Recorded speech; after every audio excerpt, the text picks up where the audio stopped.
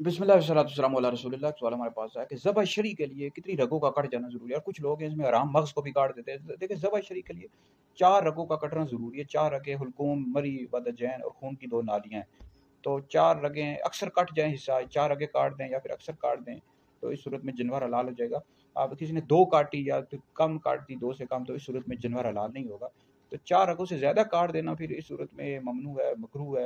इसमें जानवर को ईज़ा होती है, तकलीफ़ होती है। कुछ लोग हैं हराम मग़ज़ तक पहुँच जाते हैं। तो इस तरह भी नहीं करना चाहिए, इसमें जानवर को तकलीफ़ देने में आ जाता है। आराम मग़ज़ जो है ना, ये एक सफ़ेद डोरी होती है, जो रीढ़ की हड्डी में होती है और गर्दन तक होती है। दूध की तरह एक सफ़ेद डोरी होती है, गर्दन तक होती है, रीढ़ से गर्दन तक।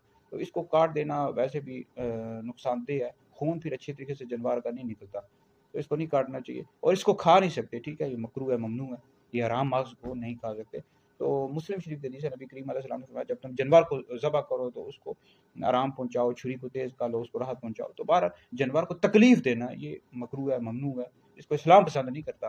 तो लिहाज़ा इसी तरह कुछ लोग होते हैं, जानवर को जब ज़बह किया जा रहा होता है, तस्वीरें बना रहे होते हैं और न उसको तकलीफ़ देते हैं। कई कसाई जो होते हैं, वो उसको ज़ोर से गिराते हैं और फिर उसकी खाल, जब तक उसकी रूह ना निकले तो उसकी खाल नहीं उतारनी चाहिए। कई लोग होते हैं, उसकी बेचारे की जान निकल रही होती है, रूह निकल रही होती है, उसकी खाल उतारना शुरू कर दें। इस तरह की चीज़ें नहीं करनी चाहिए भाई।